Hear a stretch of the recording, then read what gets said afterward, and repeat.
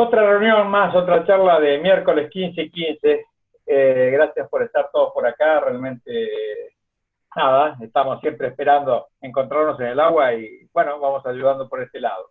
Hoy, gracias a Dios, lo tenemos a Alejandro Menichelli, que nos está acompañando. Y bueno, un poco lo voy a dejar en manos de Ulises, iniciador también de este movimiento de navegantes de miércoles 15:15, para que nos dé una introducción de Alejandro y su charla que nos va a dar hoy en día o compartir hoy en día. Adelante, Ulises. Bueno, gracias, Edgardo.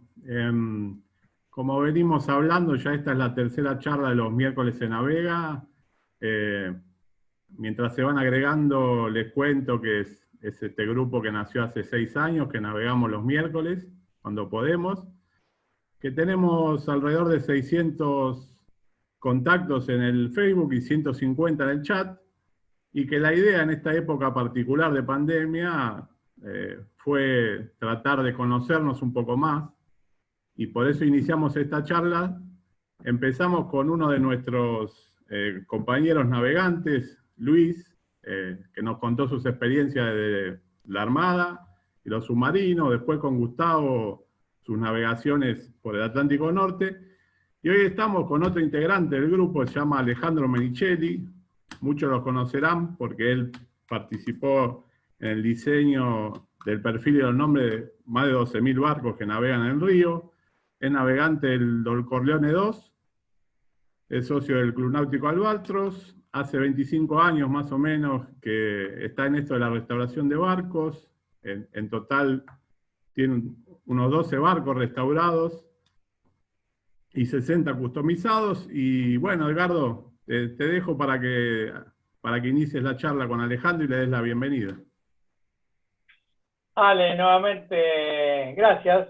No somos periodistas, nosotros somos unos chantas que ocupamos este espacio para escucharte a vos y escuchar a otro con experiencia. Y me encantaría hacer todo el trabajo que has hecho, hacer todo lo que has metido a mano en barcos y la habilidad y la creatividad que tenés. Así que anda entrándole nomás, contanos un poco qué hiciste, qué barco te dio ganas de tocar y cuál no tocarías.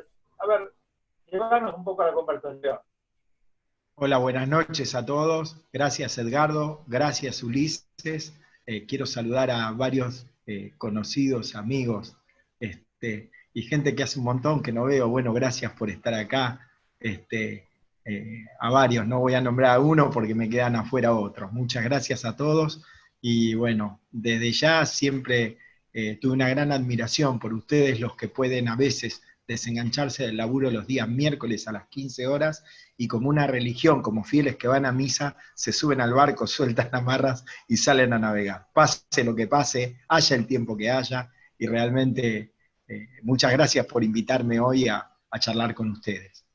Bueno, restaurar un barco, qué tema, ¿no? Qué tema. ¿Cuántas veces pensamos nosotros, qué hacemos? Vendemos el barco, cambiamos, compramos otro. Restaurar un barco es un trabajo realmente muy arduo, es un trabajo que se hace muy a fondo. Aunque ustedes crean que posiblemente unas modificaciones pequeñas no tienen mucha importancia, puedo asegurarles a ustedes que todas las modificaciones hacen que nuestro barco sea para nosotros más confortable. ¿Cuántas veces ustedes miran su barco y piensan, uy, si tuviera la popa mediterránea, uy, si tuviera tal cosa, uy, si en vez de tener un motor fuera de borda pudiera tener un motor interno? Y voy a explicarles algo.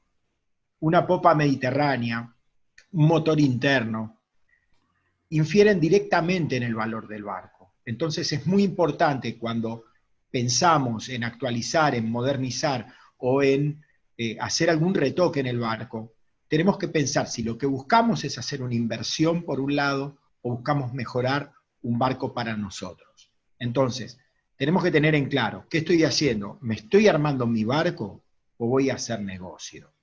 Ese es el primer punto. Yo en varias oportunidades me sucedió, yo era un chico que mi padre tenía embarcación a motor, a los 9 años compré un barco a vela y nos agarró el ataque y empezamos a navegar. Yo empecé también en clases inferiores, y sucedió que, claro, teníamos un 20 pies, y un día en un puerto me paré al lado de un Plenamar 30 y vi que el señor bajaba una escalera y estaba parado. Y nosotros estábamos agachados con la cabeza. Arrodillados como yendo a Luján. Arrodillados. Entonces, claro, entonces yo dije, yo quiero eso, o sea, lo mínimo que un barco tiene que tener, y a lo mínimo que nosotros en forma directa o indirecta, como navegantes, apuntamos, es a tratar de tener un baño operable y medianamente entrar parados y no sacrificar maniobra. Y eso medianamente se empieza a cumplir con los barcos a partir de los 24, 25 pies, ya empieza el barco a tomarse de otra forma. ¿Por qué modificar? Y si yo era un ratón, ¿cómo llegaba yo a tener un barco en donde entrara parado? Yo llegué a los 28 años a comprar un 20 pies, y bueno, y de ahí hubo que empezar. Claro, yo era un ratón y tenía que empezar de alguna forma. Entonces, bueno, a comprar un barco hecho de goma, arruinado, abandonado, tirado en Rosario, lo encontré y se lo saqué a un tipo por casi la misma plata que el 20 pies que yo había vendido. Yo vendí un 20 pies en excelentes condiciones. Era un Krypton 20 que se llamaba Natal. Sí, Edgardo. Sí, ¿Me preguntabas ahí hay algo? un poquito, ¿no? Porque vos decís, agarré un barco que estaba tirado.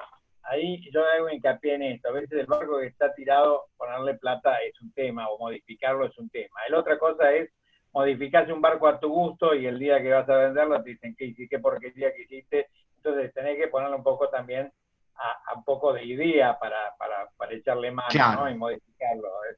Claro, para que no veas claro. que es abominable después, ¿no? Principalmente, puede gustarle a otros. Principalmente lo que yo tuve en cuenta, y en ese caso, en mi caso particular, era una cuestión de precio.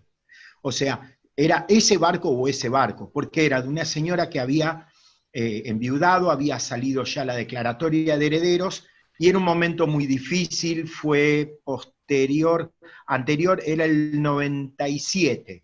Entonces, la cosa estaba bastante difícil. El tema es que se me dio la oportunidad de llegar a un Alfa 25 en muy malas condiciones, tirado en Rosario, y bueno, y lo compré, y me lo traje. Entonces, cuando empiezo a modificar ese Alfa 25, me di cuenta de un montón de cosas que se podían solucionar y resolver, y empecé a darme cuenta que podía intervenirlo. ¿Qué fue lo que me llevó a intervenirlo? Era porque estaba arruinado. Entonces, lo menos que yo podía hacer era lograr un barco medianamente prolijo y afable. Estaba tan mal ese Alfa 25 que tuve que sacarle el respaldo de la Dinette, y me di cuenta que quedaba el asiento, en vez de 40 centímetros, quedaba de 62. Entonces dije, la pucha, si yo saco esto.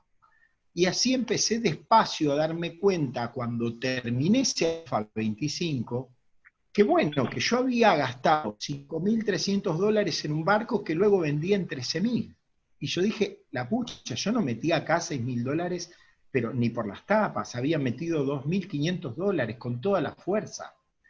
Entonces, resultó que me aparece un comprador para el Alfa 25. Y al mismo tiempo me llama un broker que me conocía por el negocio y me dice, mira, hay una oportunidad, hay un barco de 31 pies, un Miura 31 que se llama Delirante, que está disponible y sale por muy poca plata, por $13.000 sale. Entonces yo pensé, había vendido mi 25 pies, yo llegaba justo y lo podía comprar. Había un problema, como siempre hay un pero. ¿Cuál era el pero? El barco adentro estaba vacío. No tenía nada, porque era un barco que se usaba para correr y no tenía interiores. Tenía 8 caños con unas cuchetas de lona, un baño que era un inodoro suelto en proa, y tenía una escalera con una anafé de una hornalla en la escalera. Era nada, la nada misma. Entonces, a mí dentro de todo me envalentó, me envalentonó el hecho de que yo podía de alguna forma llegar a un barco de 30 pies, como siempre lo había pensado, y con poco dinero y poniéndole mi mano de obra. Yo siempre tuve esa seguridad, que tenía buena mano de obra porque sabía cuáles eran mis limitaciones. Entonces, Alejandro, dentro de todo, sí, sí, decime, ¿me o preguntaste sea, algo? el hecho de agarrar un barco que está pelado, además te da mucho más movimiento de acción, digamos, por Claro, claro, cosas, cosas. incluso, Yo una pregunta más, cuando en el momento que vos echás mano a estos barcos, hay un tema de que vas a emplasticar de vuelta, que yo, hay una diferencia de materiales, también la vieja fibra, la nueva fibra, creo que claro, algo claro. existe con respecto a eso. Claro, el punto es el siguiente, hay que también considerar cómo está el barco. Primero y principal, yo siempre que agarré un barco para hacer una modificación así profunda, yo les hice la grilla completa. O sea, yo apuntaba a la grilla y los mamparos. ¿Por qué? Porque hay barcos que estaban en muy malas condiciones.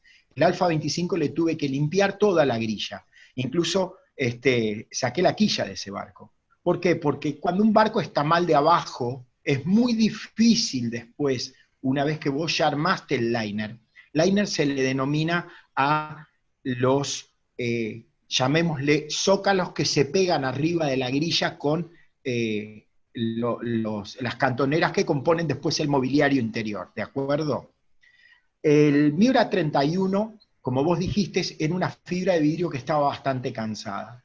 Entonces había que tener mucho cuidado en la fibra nueva que uno pone, porque al trabajar la fibra nueva caza la fibra vieja. Entonces se debe tener cuidado con tratar de utilizar elementos que el barco tenía y tratar de dejarlo lo más original posible, o sea, intervenirlo lo menos que se pueda. Cuanto menos intervenga, mejor. Entonces, yo ahora les voy a empezar a mostrar una presentación de PowerPoint que tengo en donde van a poder ver algunas de las modificaciones que fuimos operando en este barquito, ¿no? Este A ver. es el número 31, ¿correcto? Sí, es el Miura 31. Bueno, estoy justo en el último fotograma. Discúlpenme, vamos a ir para atrás en todos los fotogramas y vamos a arrancar. Este era el barco, así lo recibo yo. Pueden observar, no sé si ven ahí el puntero del mouse, que el barco tenía modificada la carroza. El Miura 31 tiene la carroza un poquitito más larga, exactamente hasta este lugar en donde termina el tambucho. El barco tiene 31 pies, en este caso tenía un palo NVG muy bien puestito, muy bien plantado, tenía una maniobra realmente fantástica y por sobre todas las cosas tenía un pañol de vela gigantesco porque era un barco que corría. Entonces tenía para elegir un juego de Dacron y un juego de Mylar completo. Del juego de Mylar tenía uno nuevo y uno viejo ya batallado. O sea, era un barco que venía muy bien. Motor Ruggerini 12 caballos, que te sacaba los dientes cada vez que regulaba. Pero bueno, era un problema menor, ustedes saben. La gente que navega se aguanta cualquier cosa. Somos comandos, sepámoslo, ¿no? Bueno, este barco de 31 pies realmente tenía un cockpit gigantesco. Para que se den una idea, desde acá hasta popa era todo cockpit el barco. Era un barco que tenía 3,75 metros de bancada. ¿Qué fue lo que pasó? Ahí pueden apreciar los interiores. Este interior van a ver ustedes que el barco era corrido por dos serretas longitudinales o por dos canaletas de fibra que eran de refuerzo. Y no tenía mamparos estructurales el barco. ¿Por qué? Porque la cubierta se había hecho de vuelta con Divinicel y se habían hecho baos. Todos baos recorrían todo el casco.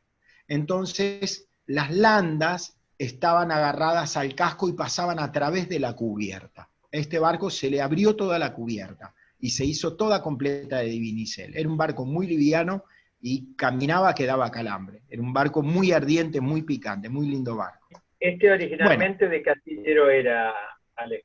este barco lo hacía Céspedes y Peona. Este barco es el papá del CP. Lo hacía Céspedes y Peona el Miura. Hacía el Miura 25 también. O sea, sí. es Conozco, Miura 25, dijo.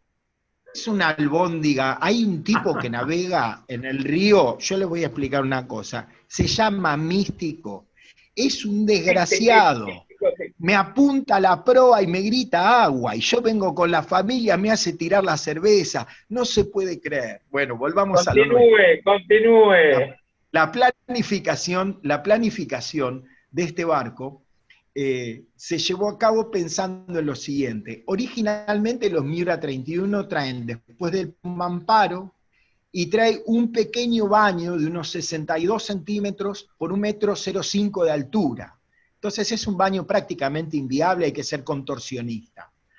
Cuando se pensó el liner interior, una de las cosas que se me ocurrieron fue ver de hacer que el barco fuera loft, o sea, tirar toda la parte de mobiliario hacia proa y poner los servicios en popa, el baño en la banda de estribor y la cocina en la banda de babor. Esto negro que ven acá es el motor, este es el cajón del motor, y esto vendría a ser un mamparo en sentido paralelo a crujía y un mamparo oblicuo para contener el baño. ¿Qué pasaba? El cockpit de este barco terminaba en este lugar.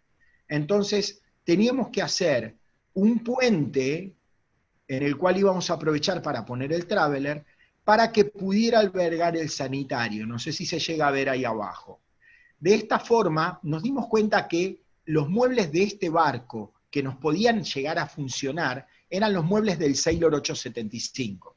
Entonces, agarré carpetita abajo del brazo, me fui a verlo al viejo Albani y le dije, Carlito, necesito que me vendas los muebles interiores de un Sailor 875. El viejo me sacó me sacó escarpiendo 2 veces, en 2 oportunidades, hasta que una vez me puso la mano en el hombro y me dijo, ¿tenés $1.500? Sí. Bueno, venite la semana que viene y te llevas los muebles y me dejás de jorobar. Y así fue. Le compré los muebles al viejo y pude empezar la obra. Pero ¿qué pasaba? Para hacer este puente que ustedes están viendo acá, había que pensar que este punto negro que está acá era un punto que tenía que resistir mucha fuerza, porque aguantaba la cantonera y aguantaba este mamparo vertical que teníamos que poner. Entonces decidimos cruzar ahí de punta a punta un pedazo de un listón de madera de 4 por 4 pulgadas, 10 por 10 centímetros, una animalada, créanme, se podía hacer un edificio. Y todo el piso del cockpit, que estaba todo blando, se reforzó con caños de aluminio enfibrados. Son estos caños que se ven acá, uno vertical, un piso y 2 patarraces más. Vamos entonces a la mano de obra. Hay que cortar el cockpit, muchachos, allá vamos. Sierra caladora en mano, Marcelo empezó a cortar lo que es la parte del frente que ven aquí marcada en el frente de la carroza. ¿Se observa? ¿Se llega a ver la marca? ¿Lo llegan a ver? Sí. Perfecto. Empezamos a cortar y acá está el primer corte. Antes de cortar, de afuera pusimos un listón y 2 patarraces para aguantar al barco para que no pandearan las bandas, ¿de acuerdo? Acá se ve el motor Ruggerini, acá pueden ver los refuerzos del divinicel, del piso y las bancadas del cockpit. Luego de hacer el corte de este frente, observen este frente porque después lo vamos a colocar, o sea, presten atención a este frente, ¿no? Acá ya está marcada la bancada para el corte y acá ya está realizado el corte. ¿Se llega a ver? ¿Llegan a ver que el corte ya está hecho? Sí, bueno, sí, una de las cosas... Sí. Ale, sí, yo normalmente interrumpo a la gente cuando está hablando, pero esto que hiciste vos, sí, me da pánico. Realmente la gente no sé qué sentirá, pero sí, realmente es cortar. A mí también me daba. No digo yo, lo el sentimiento de miedo, el sentimiento de miedo es miedo e incertidumbre con algo que se convive cuando se hace una obra semejante. Porque realmente... Es la sensación, digo. Realmente lo que a uno le sucede es que si bien tiene la secuencia básica bien pensada, memorizada, planificada, los detalles se te viven escapando. Y a veces aplica lo que es el dicho, cuando el carro rueda, los melones se van a ir acomodando. Y es cierto, eso sucede, pero hay que tener ingenio para ir llevándolo adelante. Bueno, copy abierto. Tenemos que aprovechar a meter los muebles. De esa forma, entonces, metimos todos los muebles, porque tuvimos que aprovechar para meter la cama de proa, las dos bancadas, el mueble de cocina y el mueble de baño, que ahora lo van a ver. Colocamos el frente, ¿se llega a ver acá el frente? Colocamos Sí, el frente y lo enfibramos. Ahí se ve el frente, lo enfibramos. Atrás de este frente que ustedes ven acá, recorre la viga que ahora se las voy a mostrar en una fotografía interior.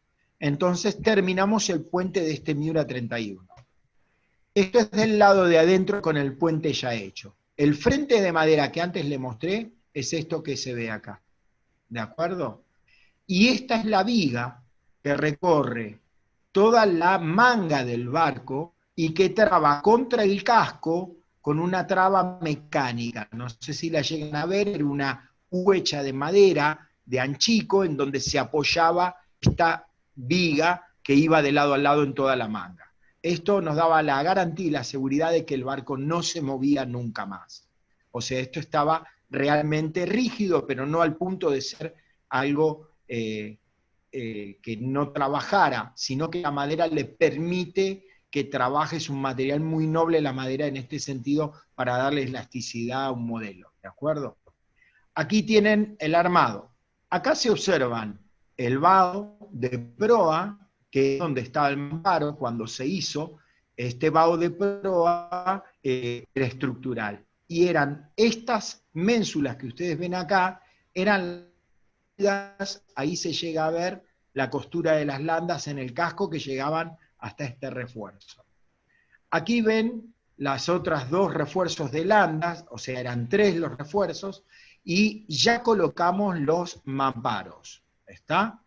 Bueno, todo esto, imagínense, lo hacíamos con el plastiquero, entonces íbamos de proa a popa. Primero se hizo la caja de ancla, que después les voy a mostrar fotografías.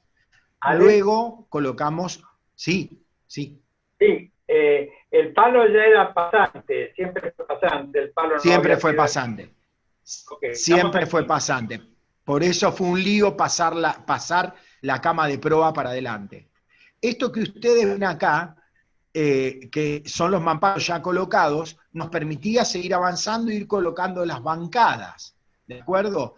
Estos lados de la cama de proa tuvimos que retocarlos porque, lógicamente, esta cama de Sailor 875 iba en un barco con más manga. Entonces, como este barco tenía menos manga, nosotros lo que teníamos que hacer era ir adaptándolo a medida que los pegábamos. Voy a contar una breve anécdota, chiquitita. ¿Ven estos mamparos? Decidimos hacer un corte curvo para que el mamparo no cerrara tanto la proa. Aquí lo ven el corte curvo. El día que hicimos este corte curvo, lo hicimos con una amoladora, con un disco de corte para madera.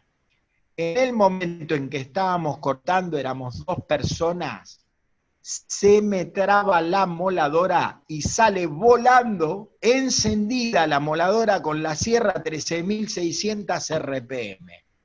Nos tiramos hacia proa, como en esas películas de la guerra, cuando gritan granada y todo el mundo salta y se tira, hicimos eso. Yo no les puedo explicar lo peligroso que es esa maldita moladora con la tierra. No quieran saber lo que es mortal. Bueno, cortamos el mamparo y le dimos un poco de mayor amplitud. Acá se pueden observar perfectamente los muebles. Este es el mueble de la cocina, que está presentado, faltaba poner el mamparo de cocina. Y este es el mueble del baño. Esta es la mesada del baño, es el liner con el frente, el canto con el zócalo y el inodoro que estaba ahí apoyado. Faltaba colocar este mamparo. El mamparo longitudinal ya está colocado. Ahí se ve la viga, no sé si la llegan a ver a la viga, y faltaba también el mamparo que iba detrás del baño, que daba lugar al pañol de popa. Correcto. Aquí ya lo tienen con todos los mamparos montados y cosidos. Mamparos de 19 milímetros, cosidos a la vieja usanza, con hilos con un agujero cada 10 centímetros y los de rowing abiertos y despeluchados. O sea, se agarran los hilos, se abren y se pincelan con resina al casco. Todo ese trabajo se hizo en toda la costura al casco. Esto dejó fue un barco extremadamente fuerte. Yo me pasé de rosca, Albani me había dicho que use el fenólico de 19 y era una barbaridad, con fenólico de 12 hubiese quedado perfecto. Quedó extremadamente fuerte el barco. Bueno, se observa el mamparo del frente del baño ya colocado, mamparo longitudinal colocado, mamparo para cerrar la conexión entre baño y bancada y bajo bancada colocado. Se ve también colocado el mamparo de cocina y cosido, y se ve ya medianamente armados los pisos, ¿de acuerdo? Ale, en la foto Ale, siguiente, Ale, sí, dígame. 15, ok. Lo que vemos acá es la caja de ancla. Esta caja de ancla la pensamos por una cuestión operativa, que tenemos caja de ancla y caja de cadena, y hicimos el hueco y se plastificó un labio para que la tapa operara, que era la misma tapa de la misma cubierta. Muy bien, señores, barco pintado. Excelente. Un hermoso barco quedó, abrimos la popa, fue taqueada toda la cubierta para que quedara bien lisa, no sé si llegan a ver en el reflejo, la cubierta quedó perfecta, el casco se forró con vinilo autoadhesivo y aquí lo ven. El barco se terminó en 96 días. Venían los amigos a visitarme al barco y yo les decía, dentro de 25 días me voy de vacaciones acá arriba con mi mujer y mis 2 hijas y se me cagaban de la risa. Así que, bueno, pero bueno, uno estaba medio loco, pero bueno. Ahí ven cómo quedó el cockpit quedó de 3,35 metros por la manga. Si ven, tiene los desvíos con mordazas para hacer peeling. Un muy lindo barco, muy bien hechito. Aquí ven más o menos cómo quedó el mobiliario y cómo quedó terminado. Realmente un barco que quedó muy bonito, lo navegué durante 2 años, hasta que apareció otro barco en el horizonte. ¿Qué fue el barco que apareció en el horizonte? Apareció un Holland 34. Señor. Alejandro, ¿ese barco te lo ploteó alguien? ¿Conocíamos que sabía o conseguiste a alguien? Un chanta de la Avenida Santa Fe, Avenida Santa Fe que ustedes no saben. Bueno, cuando nosotros terminamos el Miura, nos aparece en la ciudad de Santa Fe un Holland 34 para comprar, que realmente estaba bárbaro. El Holland 34 tenía varios inconvenientes. El principal inconveniente que tenía... Hola. Te escuchamos. ¿Se me escucha? Ok. Sí. Bueno, el inconveniente que tenía el Holland 34 era que era un barco que se le había roto el palo. Lo tenían unas personas que le habían roto el mástil en un momento en que el propietario había fallecido y la persona que lo utilizaba, navegando en la provincia de Santa Fe, le rompe el mástil en una virada fallida.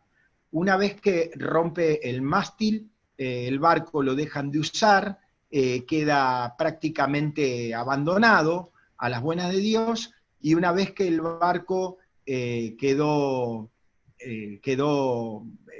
tirado, no lo tocaron más. Estuvo así abandonado durante un periodo de 7 años. Al estar el barco abandonado, se destruyeron prácticamente los interiores. Ahora les voy a mostrar, cuando pueda compartirles la presentación, que el barco francamente estaba arruinado. El barco estaba en la provincia de Santa Fe, voy, negocio con los muchachos. Claro, los chicos me dijeron, nosotros tenemos un barco que en Buenos Aires vale $60.000. Entonces ellos estaban creídos que tenían un barco de $60.000. ¿Cómo hacía yo para sacarles ese barco en menos dinero? Bueno, les expliqué que la embarcación se encontraba en muy mal estado, me volví a Buenos Aires, o sea que me fui prácticamente sin comprarlo, y viajé 3 veces hasta Santa Fe.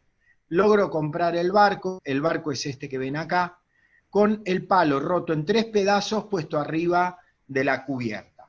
Bueno, el Holland 34 es un barco que no vale la pena que me ponga a detallar lo fuerte y lo robusto que es. Es un barco que estuvo muy maltratado, y era un barco que tenía mucha pérdida de agua en su interior, en toda lo que es la orla.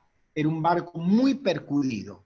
Principalmente nos llamaba la atención, esto es cuando lo llevábamos de Rosario de Santa Fe Ciudad a Ciudad de Paraná, porque tuvimos un problema cuando el barco, dijeron, bueno, muy bien, me lo llevo, llamo al transporte mañana. Me dicen, no hay agua acá en Santa Fe, en donde está la Plum, tu barco cala un 85. Bueno, ahora, mañana o pasado hay agua. Me dicen, no, señor, acá el agua tarda 4 meses en llegar. O sea, estaba en la temporada en donde no había lluvias y tenía bajo el nivel la ciudad de Santa Fe.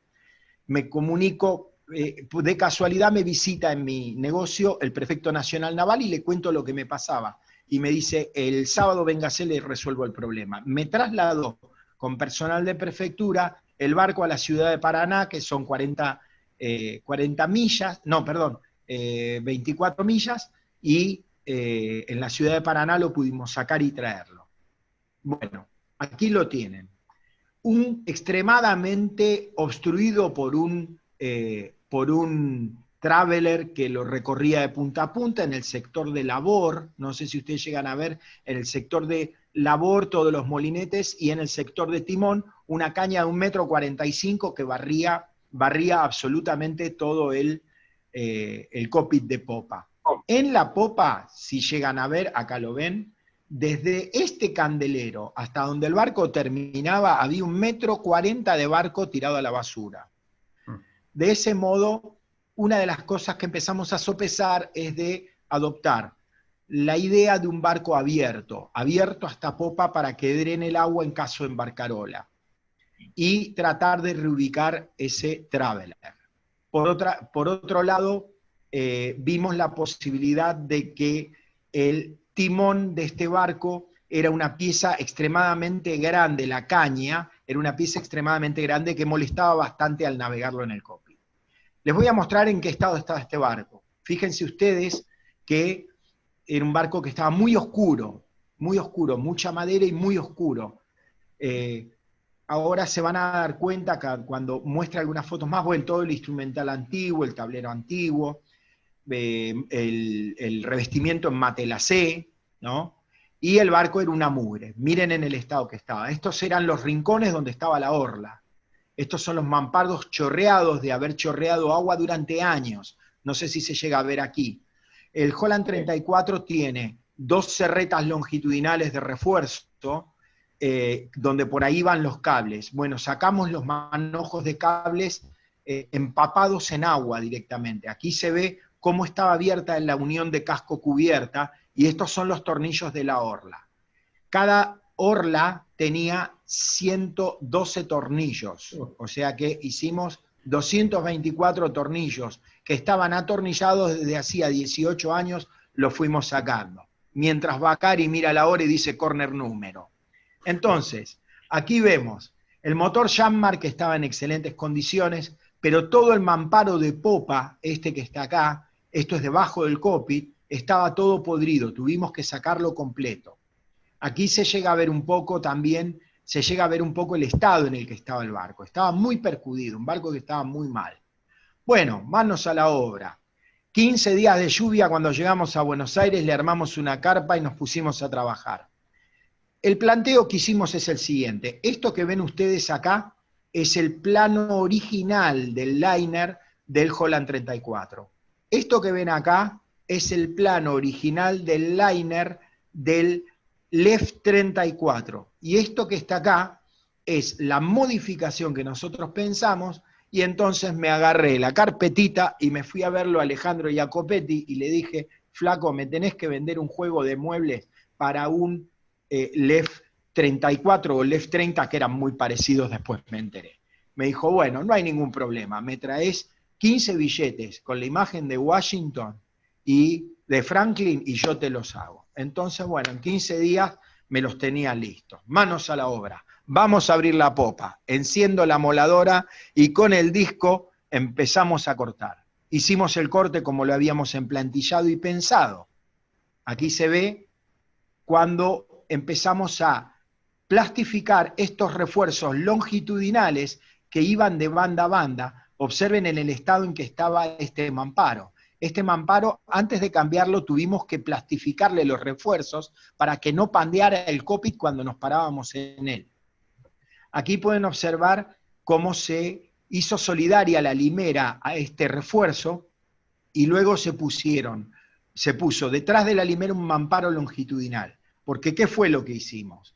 Hicimos un pedestal con un asiento para armar un pedestal con un timón de rueda y dejar, por ende, la parte delantera del cockpit un poco más transitable.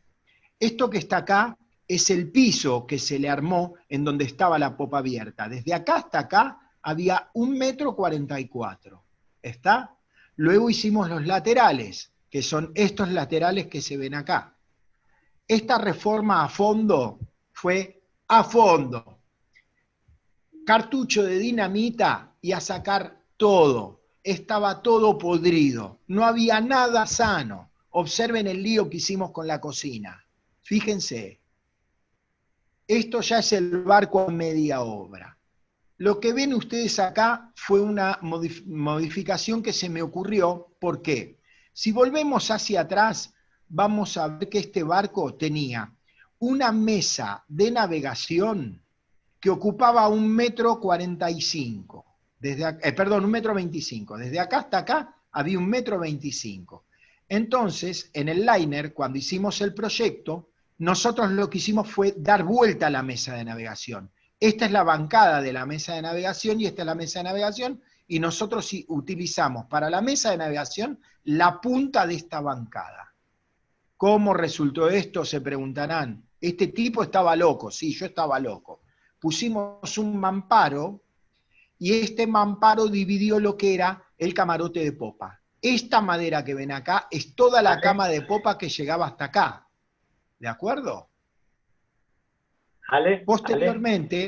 Posteriormente hicimos la mesa de navegación en este rincón mirando para el otro lado, como la ven ahora.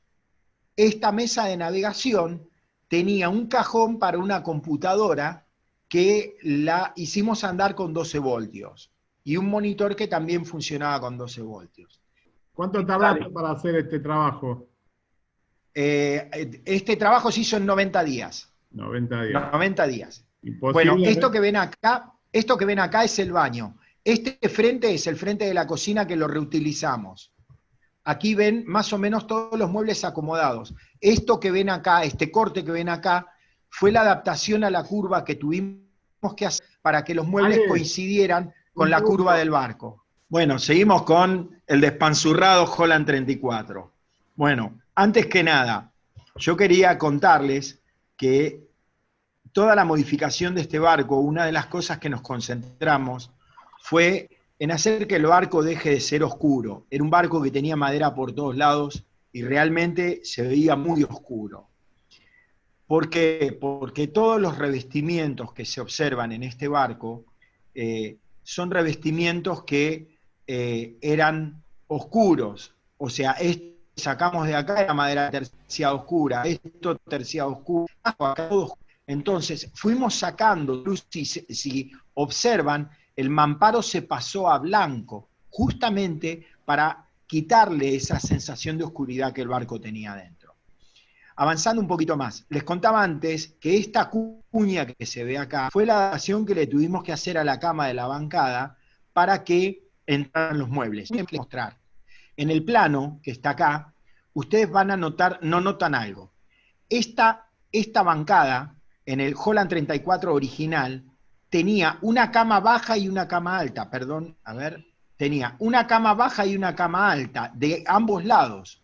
Entonces, nosotros cuando hicimos los tabiques para el liner de los nuevos muebles, los muebles fueron mucho más adentro. dejando aquí un espacio mucho mayor que el que tenía antes el barco, porque hicimos una mesa de navegación más corta, hicimos una cocina bastante más corta, y solo sobresale la punta de bancada que van a ver ahora, que es la puntera de la dinette. Una vez pegados los muebles de dinette, colocamos también esto que me lo regaló Carlos Albani. Esta es una escalera de un Alba 31. Es una escalera moldeada en fibra de vidrio, con los escalones curvos en el borde para subir con escora con buena seguridad, que albergaban el motor y un espacio delante para las baterías. Me fue realmente muy, pero muy útil, y me encantó contar con este elemento, porque incluso la gente que lo conoció, era una escalera muy segura. ¿Por qué? Porque esta altura es realmente notable en este barco. Entre este borde de escalón y el piso del barco había 1,40 m. O sea, te caías de 1,40 m y te rompías la crisma. Era realmente alto.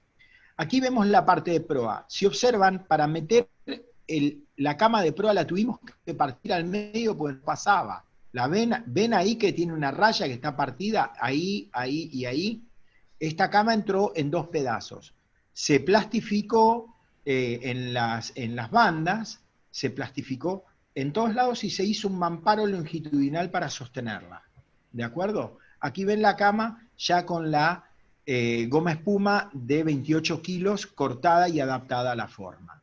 Aquí van a ver todo medianamente en crudo, un poco más armado.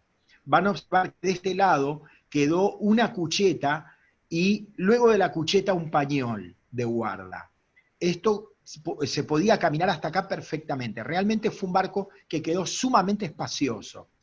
No se le tocó nada de lo que era la estructura. Esto que ven acá es la landa, que realmente impresionaba la landa. Esto que tenía acá era un agujero que habían hecho para un tubo de televisor de 14 pulgadas que tuvimos que tapar. ¿Se entiende por qué entonces laminamos nuevamente el mamparo y lo pasamos a blanco? Porque había que laminarlo sí o sí por este orificio que le habían hecho. Esto que se ve acá son todos los tornillos de una viga de perfil C de acero inoxidable de 4 milímetros que recorría y unía landa con landa en una banda y la otra. ¿De acuerdo? Un barco muy bien construido por astilleros del estuario. Ancarola lo vino a ver este barco. Realmente él nos explicó un poco algunos detalles del calado, porque en este barco se modificó el calado. Aquí lo ven un poco más avanzado y casi terminado ya con los tapizados puestos. Se observa la cama de popa, la abertura que se ingresaba al camarote de popa, se ve la mesa de navegación, se ve la bancada, se ve ya el mamparo blanco con todo el varillerío armado. Esto que ven acá son todas placas de espuma de PVC de color blancas. Se dejó todos los movimientos y la varillería en madera originales. Lo que se cambió son los revestimientos, ¿de acuerdo? Perdón, Alejandro, los sí. Cables, como el pasado de cables y esto... Todo el pasado de cables, sí, hay una anécdota de eso que ahora se las voy a contar, porque si no alguno va a buchonearla. Se pasaron por toda esta serreta que ves acá. Esto que está acá es una especie de conducto hueco de fibra de vidrio que iba de punta a punta en toda la eslora de ambas bandas, y había otra que estaba a esta altura donde estoy señalando con el cursor. En una oportunidad, tratando de pasar un cable fuera de ese conducto, estábamos en la marra y coloco una mecha de 12 para pasar un mamparo de 18 en uno de los buches, ¿de acuerdo? Tenía que pasar un manojo importante de cables. Entonces, no vacié el buche en donde estaba trabajando, pongo la agujereadora, empiezo a girar y empiezo a hacer el orificio. Cuando la mecha se traba, me gira la máquina y había una lata de masilla que me pega en los dedos y me gatilla el interruptor de la máquina. Y agujereé el casco del barco. Entonces me quedo con una mano metida en un buche y con la otra mano metida en el otro buche, con ambos dedos tapando el orificio. y con mi mujer al lado, y le digo, no me vas a creer, acabo de agujerear el casco del barco. Bueno, aparte de algunos improperios y de acordarse de algunos familiares míos con palabras soeces, lo que hicimos, le dije, bueno, vamos a hacer una cosa. Por favor, agarrá esa mecha de 10 que está ahí y cortame del tamaño de un papel glacé una bailarina. Entonces, ponémela ahí, al lado poneme la masa. Venite de este lado, se vino de este lado, y pone el dedito en este lugar, miren. Entonces mi mujer vino y puso el dedito acá. Yo pude sacar esta mano que ven acá, y con esta mano agarré la mecha, la puse en donde tenía este dedo, con la bailarina, y le pegué 3 mazazos. Así quedó tapado, y así se aguantó 2 horas hasta que lo sacamos del agua, y quedó en el travel lift del Albatros hasta que resolvimos el problema. Pero bueno, el que no hace no se equivoca, el que hace se equivoca. Yo soy un laburante, un tipo que se metió acá a transpirar. Este barco tuvo 3 años de transpirar todos los días como un animal, cada vez que íbamos. Una vez mi hija chiquita me dijo, papi, ¿algún día vamos a venir al barco y que vos no tengas que trabajar? Me dijo. A mí me gustaría... Y ahí me quedé pensando, ¿no? A mí me gustaría, Ale, como un recreo en todo esto, que es bárbara la charla que está dando, la pregunta que todo el mundo se hace. Primero hay unos que te están escuchando acá y dicen, mira, yo estoy arreglando algo mucho más chico y no sé cómo animarme, pero están robando ideas a lo loco y te van a consultar seguramente. Pero la pregunta es lo que tocaste recién. La familia, ¿cómo te acompaña en esto? Fuera de la moladora y meter el dedo en los agujeros que haces. ¿Qué onda la familia? Porque vos sabés que la náutica está muy casada a eso, ¿no? A que así te acompañan en el previo y después arriba al barco, ¿no? Eso hay que tomarlo en cuenta. Tu mujer, tus hijas, algunas de las cuales, atrás alguna, ve una navegante que está a la espalda tuya, mira, ella no me ve, pero está justo a la espalda tuya. Ahí está mi mujer. Bueno, mi mujer y mis hijas, bueno, mis hijas no tuvieron opción, o sea, cuando ellas nacieron, papá estaba arreglando un barco, y hasta los 12 años papá siempre estaba arreglando el barco en el que estaban a bordo, ¿no? Pero ella, bueno, principalmente a mi mujer le gusta navegar tanto más que a mí, ¿no? Al embarcarnos en todo esto, nosotros tuvimos siempre un afán de transformación. Ella a veces, siempre lo hicimos todo en consulta, o sea, yo me sentaba a la noche y le decía, mirá, se me ocurre una modificación para el barco, esto te parece bien, ella me decía, no hacemos tal cosa, hay muchas ideas en muchos barcos que incluso los aportó ella, y ella se ocupaba absolutamente de todas las maderas y todos los barnices. Todos los barnices que ustedes están viendo en este armado los hizo Majo. O sea, mi mujer tiene el afán por el detalle. Yo soy más bestia, más bruto, y voy un poco más a lo críticamente físico. Mi mujer está en la varilla del detalle, es la que me dice, por ejemplo, en esta fotografía que están viendo, es la que me pedía que pusiera esta cuarta caña, que hiciéramos prolijo este corte en ángulo, que la medida que hay entre los tapines de esta varilla y el borde sea medianamente simétrica. Ella está más en la minucia y en el detalle, ¿no? Por supuesto que todos los tapizados, en casa se debate eso, o sea, vamos a hacer los tapizados, si a mí me gusta esto, a mí me gusta lo otro. Éramos 2 que opinábamos, pero ahora son 4, así que se arman unas peloteras preciosas, tendrían que verlo, o porque opina todo el mundo, ¿viste? Pero es muy lindo porque, bueno, nosotros somos personas... Más que acompañan. Sí, somos personas que nos gusta transformar las cosas. El gusto de esto, de hacer todo esto, muchos se van a preguntar, ¿por qué este flaco se mete en este despelote de arreglar barcos? Hay algo que Saint-Exupéry explicó muy bien. Una persona, un escultor que hace una obra, no hace la obra para sentarse en el living y verla terminada.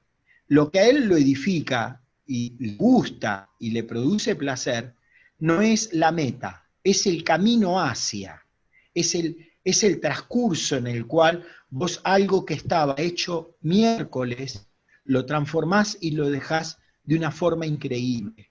Eso nosotros lo hicimos con todas nuestras cosas. Con las casas hicimos lo mismo. Hemos comprado casas que de alguna forma han transitado una transformación, ¿no? Y creo que lo que nos gusta, así como esencia, es la transformación. Disfrutamos, tanto ella como yo, y como también las chicas, disfrutamos del hecho de la transformación. Tanto es así que ahora ya con el Don Corleone 2 en agua, en donde ya pensamos que basta de barcos, basta de arreglar barcos, yo ya no tengo 40 años ni 35. ¿No? Y bueno, nos compramos un snipe el año pasado y nos pusimos nosotros a desarmarlo completo, lo mandamos a pintar y nos pusimos a armar todo detalle por detalle. Y hasta que empezó el año habíamos corrido un campeonato. No, Bacari. Altura interior le hiciste. No, señor, no. Está livianito, prolijito, dentro de todo lo más prolijo que pudimos en un barco hecho pomada, tirado un año 96. Está hecho pomada. Así que bueno, esto que ven acá es un poco la muestra de las terminaciones a las cuales me refería, en donde mi mujer vio un poco toda la parte de detalles y todo lo que era un poco cómo el barco terminaba en su imagen final. Estos son spots embutidos. Esto que ven acá es una canilla monocomando FB. Este barco tenía agua presurizada. Esto que ven acá es una especie de divisor entre la cocina, la mesada y el respaldo de la bancada hecho con acrílico. Realmente fue un barco que disfrutamos mucho. Con respecto a la maniobra exterior, hay un detalle que quería que reparen. Esto que está acá es el apoyo del Traveler, que lo pusimos arriba de la carroza. Y esto que ven acá es un autovirante en proa, que constaba de un riel con un patín único. Lamentablemente no tengo fotos de eso. En sí, las fotos que tenía las extravié, pero permitía que el barco navegue virando automáticamente sin tener que tocar siquiera la escota. Ese sistema lo copié o lo vi en una embarcación alemana, unos barcos alemanes que se llaman Hanse. Son unos barcos muy bonitos, muy lindos. Lo que están viendo acá es el proceso de forrado, en donde pusimos la imagen en proa. Este fue el primer barco en donde en el negocio a mí se me ocurrió empezar a tratar de mostrar de que se podía poner una imagen en el casco del barco. Entonces, el barco se llamaba Bionda, y yo quería buscar el nombre de un personaje que tuviera cierta fuerza y que le diera identidad al barco. Había pensado en Rocky Balboa, había pensado, y finalmente, bueno, el Padrino y Don Corleone representaba un poco a mi abuelo, ¿no? Yo lo veía a mi abuelo. Y bueno, y le pusimos Don Corleone y realmente fue un éxito porque han pasado los años y la gente recuerda muy bien la saga de los dos barcos, este y el posterior que vino luego. Aquí ven el proceso forrado en pleno trabajo, y bueno, y llegó el día en que nos lo llevamos. Llegó el día que había que tirarlo al agua, estaba todo medianamente encaminado y fuimos al agua. Fuimos al agua un día 29 de diciembre y realmente fue para nosotros una maravilla. Nos fuimos de vacaciones con este barco, las nenas eran todavía chicas, nos fuimos una semana y media a Aulicino. ¿Por qué? Porque tenía corriente eléctrica y yo podía seguir trabajando a bordo.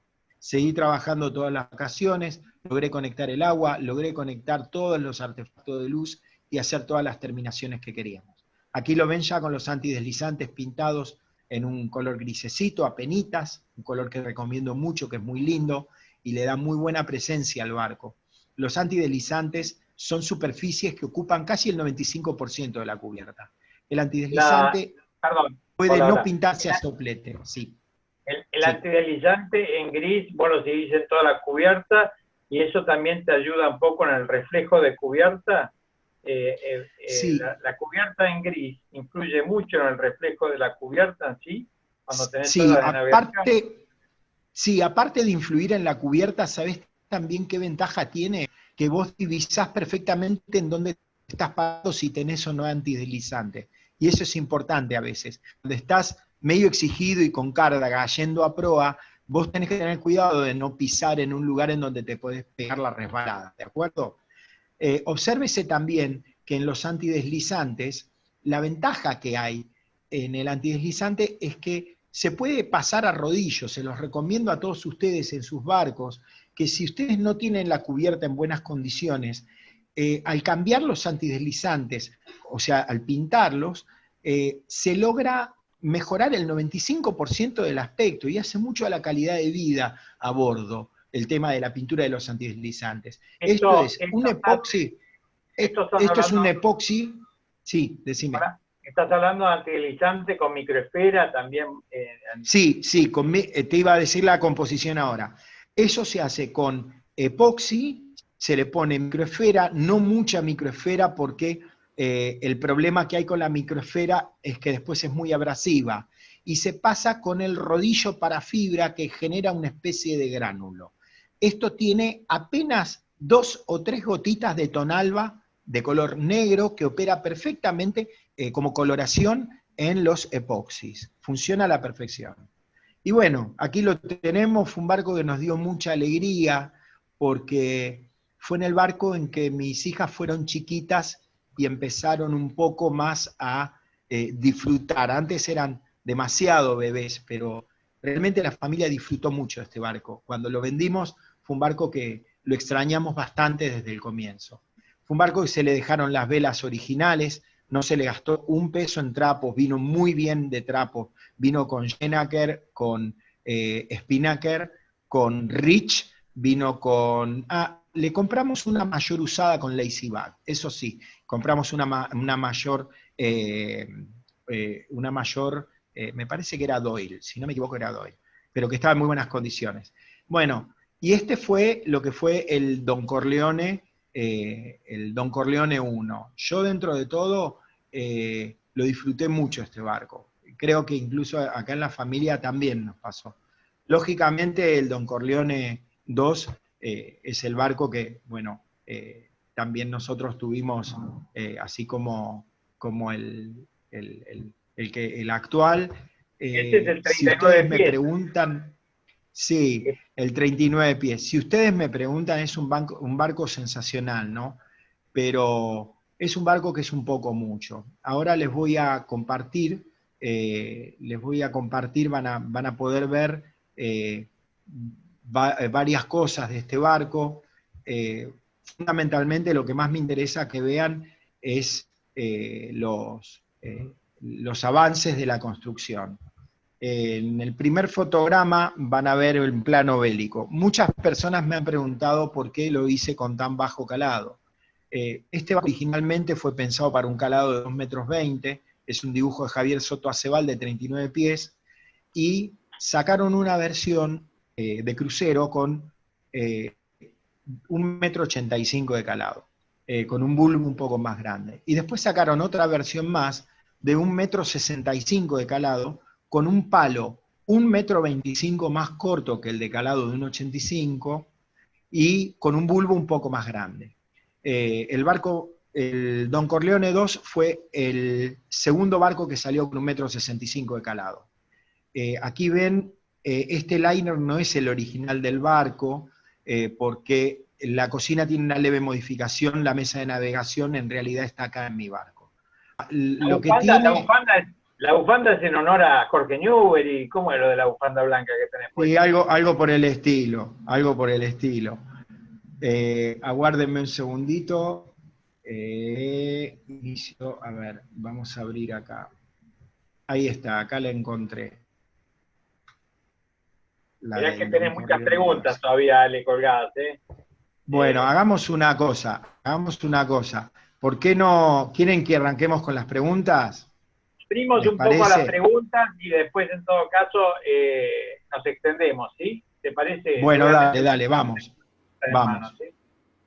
Sí, más que preguntas te dejan saludos, mucha gente, muchos amigos, Mariano Drago, Mario Dillon que se tuvo que ir, Diego Lespe. Marito, sí. Otros dicen que pensaba que estabas medio chapita, pero ahora ven que la verdad que sos un genio.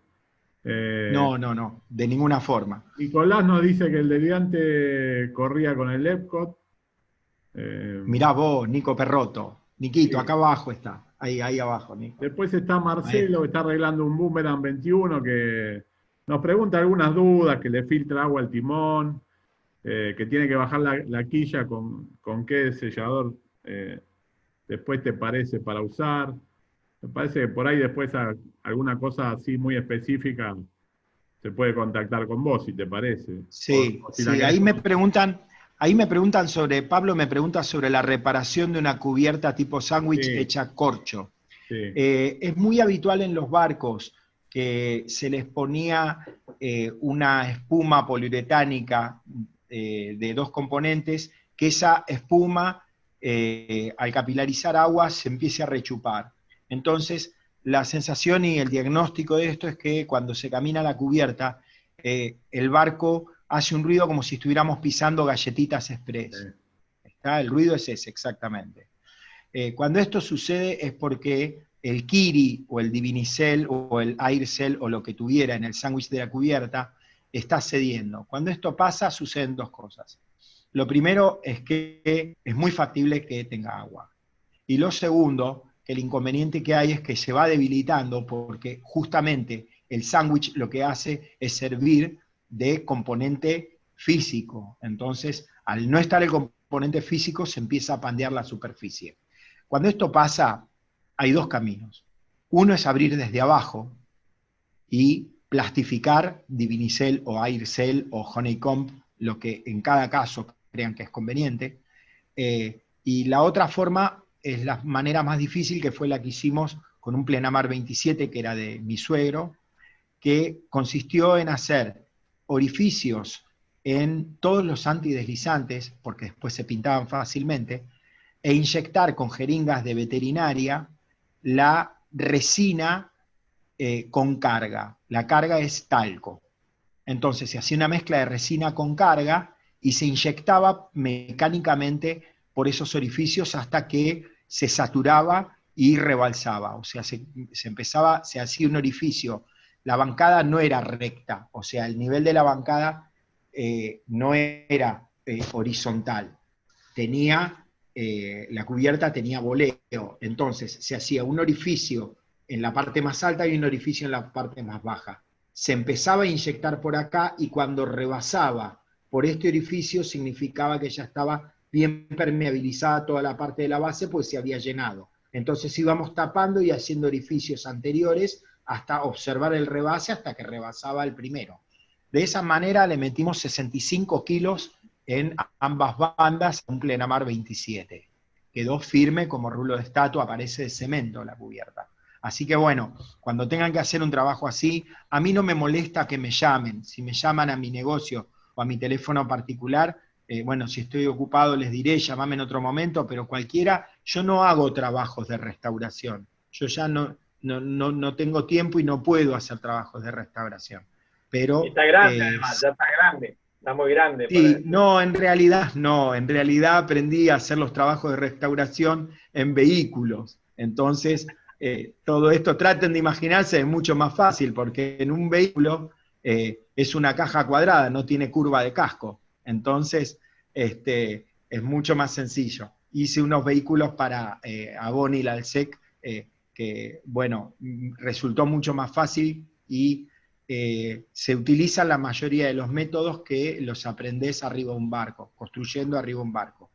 Otra de las cosas que algunos me comentan, la cantidad de manos que hay que hacer de barniz. Eso lo puede decir mi mujer, pero por lo que tengo entendido, es primero una barniceta liviana y después varios barnices, en realidad entre mano y mano, una lijita al agua, y eso lo vas viendo. Siempre en la última mano de barniz, un secretito que había era poner unas gotas de querosén para retardarle un poco el gelificado al barniz y que se le borre la marca del pincel. Como siempre dice mi mujer para terminación, dame un pincel como la gente.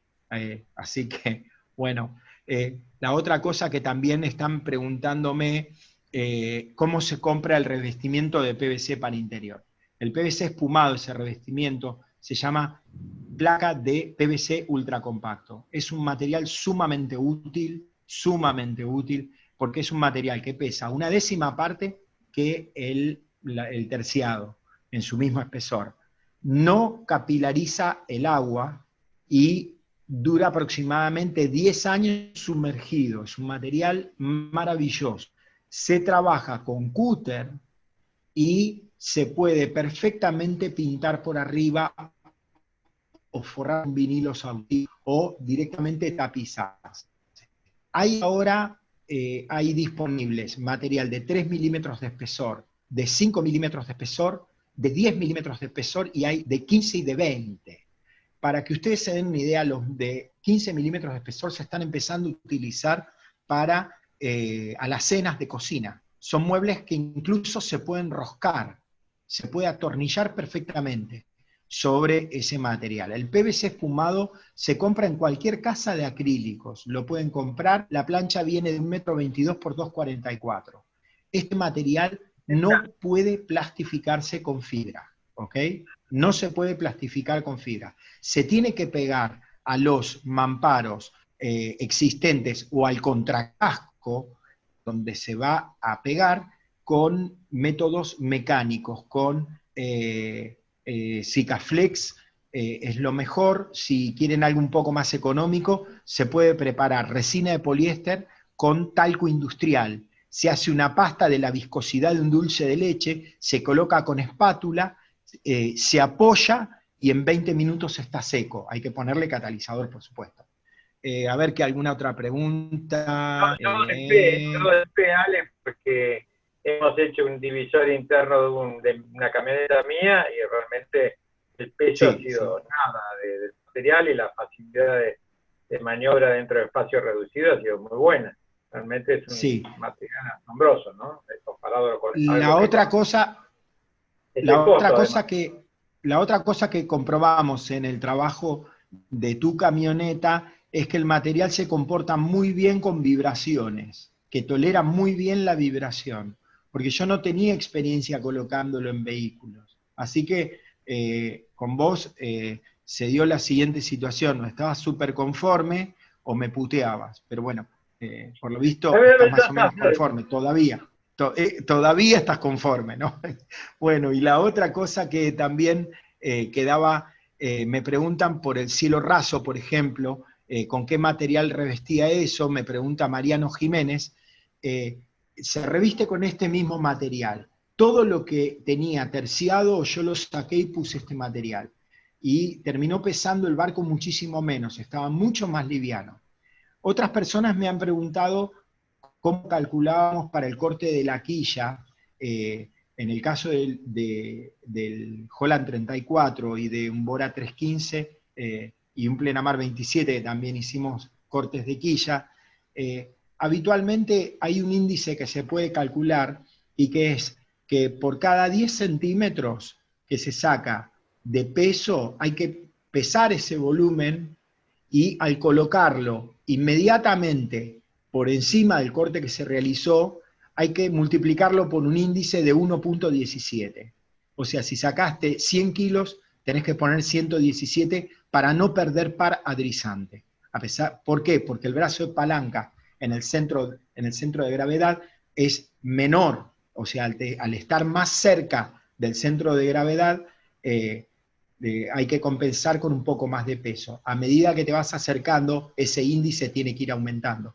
O sea, no es un índice que es constante. Sí, dígame. ¿Influye la posición del bulbo entonces después, o en la misma posición con el incremento de peso solamente? El bulbo incremente. En sentido longitudinal yo lo puse siempre en el mismo sitio. Realmente nunca sentí la necesidad de llevarlo hacia proa o hacia popa, porque fue siempre barcos que tenían una geometría muy acertada. Entonces nunca me dio por.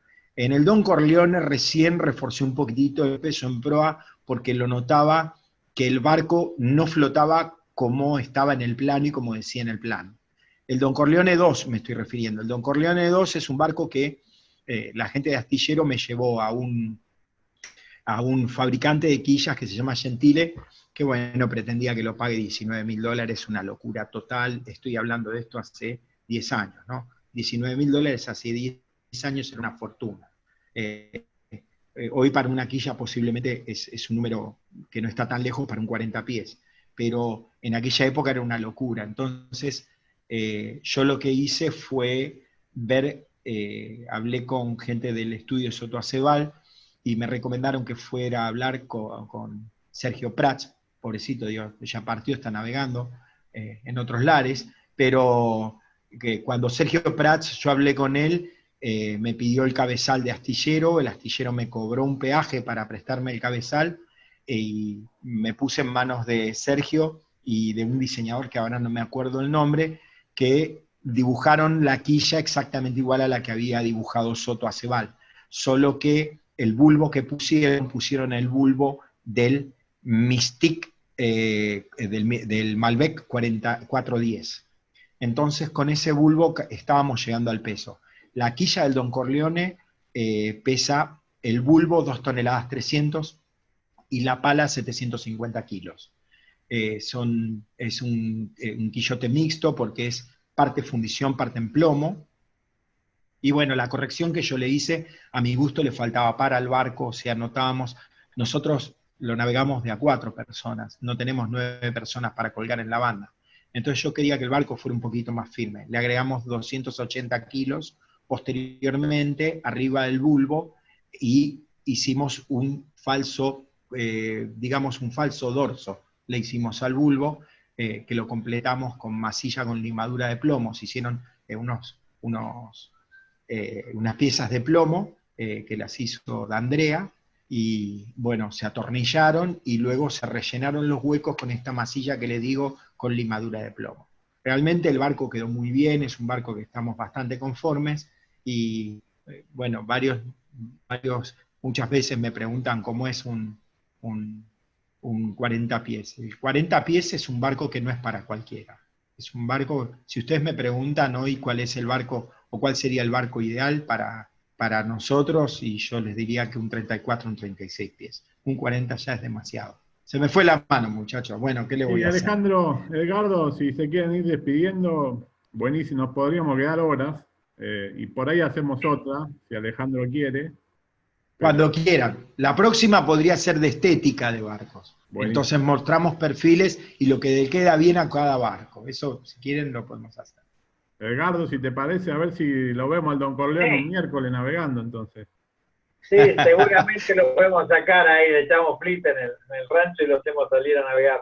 Ale, gracias. No, ustedes me asustan, me apuntan con la proa. No veo de quién hablas, pero son más que didácticos. Creo que has iluminado a muchos y a cada uno le ha dejado alguna pregunta por hacer. Yo te agradezco muchísimo. Insisto, momentáneamente es un conjunto de abstinencia que Dios quiera se pueda después reflejar en gente navegando los miércoles, que es lo que apuntamos, y compartir, en este momento compartir, y vos sos uno de nosotros, así que bienvenido, y si hay más charlas, estamos listos para escucharlas, y gracias en nombre de todos los del miércoles 15-15, y en un rato voy a tener que pasar los resultados del concurso fotográfico. Bueno, una foto tuya. Ale, tenés un minutito para cerrarlo con lo que quieras, como quieras. Bueno, lo que quería transmitirles es lo siguiente. Se puede. Cuando ustedes piensen en si se puede modificar un barco o comprar un barco para levantarlo, se puede. Si ustedes lanzan, si van a hacer negocio o no van a hacer negocio, no lo hagan, porque por lo general no es negocio. Lo que nos pasa es que nosotros amamos los barcos y nos gusta tenerlos. Así que se pueden, pónganle fe y buena voluntad. Gracias a todos. Nos estamos yendo. Hasta el miércoles que viene. Hasta el miércoles y hasta la próxima charla. Muchas gracias a todos. Gracias, Alejandro.